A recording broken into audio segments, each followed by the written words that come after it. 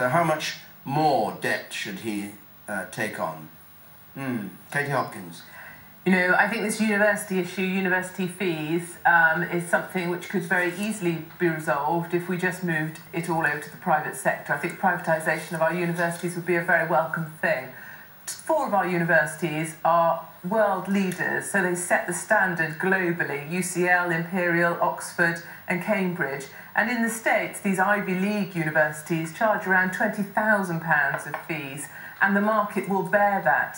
I think we need to introduce a similar system in the UK. I never have understood why suddenly it's everybody's God-given right to go to university. I don't believe it is. I believe if you reach a certain standard of academic excellence, then you get to go to university, and a university degree is still something we should really aspire to, that we still look at and think, well, that's a great thing to have, instead of seeing it as something everybody's got. You hand them out almost for free on the streets. We should aspire to fantastic university education. We should be prepared to pay for our university education, and the university education you got is the thing that will help you earn a higher salary, which is why you have to pay it back.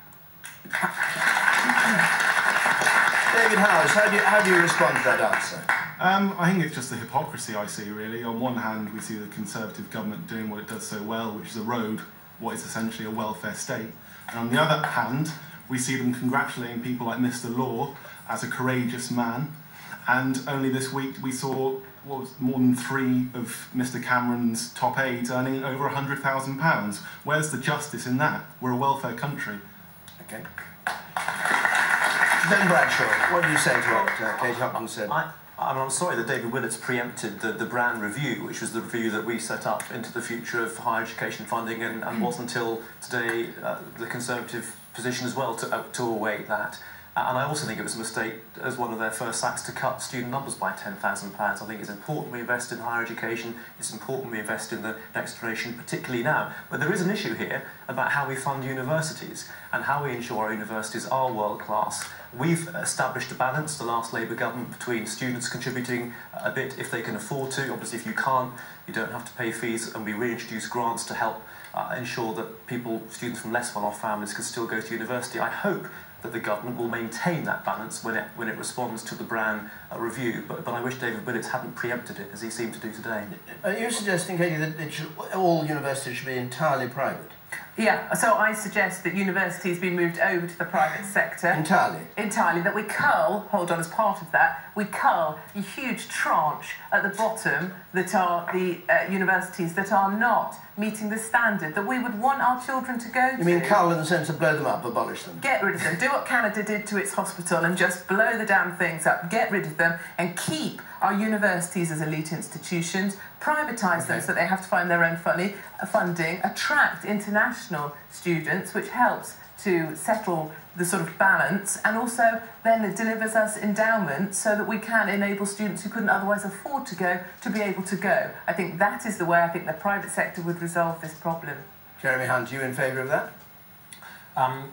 Not really. I think that I'm trying to...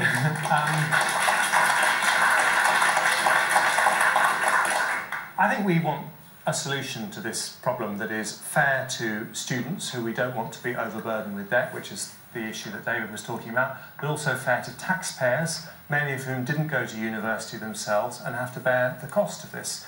And David Willetts, just to correct Ben, wasn't preempting Lord Browne's review. We are waiting until we hear Lord Browne's review. But what he was saying is that we're going to have 3 principles. First of all, we've got to have a system that is affordable. We do have a financial crisis that we have to deal with, as everyone understands. Secondly, we want to encourage as many people as possible to go to further and higher education. We think that's a good thing, a very positive change, and that's happened over very many years. We want to keep that. But thirdly, we want to make sure that whatever change happens, we don't put off people from poorer backgrounds wanting to go to university. And going through this whole process, another thing, Ben, we're actually increasing the number of students by 10,000.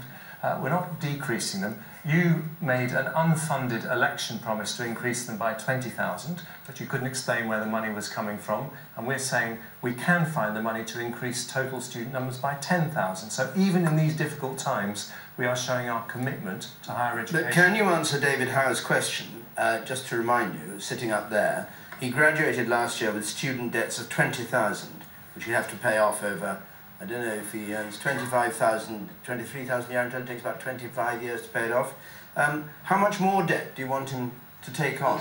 Well, I hope he doesn't have to take on more debt, because I think, you know, students are very worried about debt, but we do have to get a fair balance between David's interest, and bear in mind that a university graduate is likely to earn an additional £100,000 after tax during their working lifetime, and the balance between the taxpayers who would have to subsidise any of the additional costs that his education costs. And I think, you know, it's sensible to recognise that we have a tension here, and we have to get the right balance. That's the man in the middle there, in the 1, 2, 3, 4, 5, 6 row. Yes, you say. First of all, I'd like to ask Katie, would she blow up Plymouth University? Plymouth University is where we're sitting. I mean, not until the programme's over, I think. Thank you for that. I went to Exeter University myself, a fantastic university, and the Officer Training Corps there is partnered with Plymouth University, so I spent much of my time at university with students from the university here. So yes, I'd blow it up actually, because they're quite a bad lot. Okay, so this is the kind of university you get rid of. And Exeter, would you get rid of? You mentioned only 4 universities. Exeter, no. You'd make Exeter a private university. There's 4 universities that stand out as our country as being fantastic. I wouldn't get rid of Exeter. Okay, the man in the third row there, you say. Yes, I'd just like to pick on something Jeremy said and contradict what Katie said. Jeremy said there has to be a fair balance, and I agree with that, and there must be some debt burden rather than being on the state.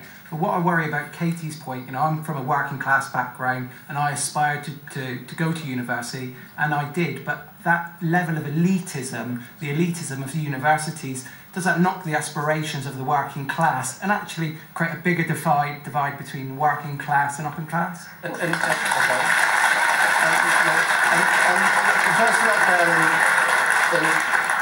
The person up there in red, in the second row, perhaps you don't want to speak. Yes? Oh, I was just going to say the same point as the gentleman.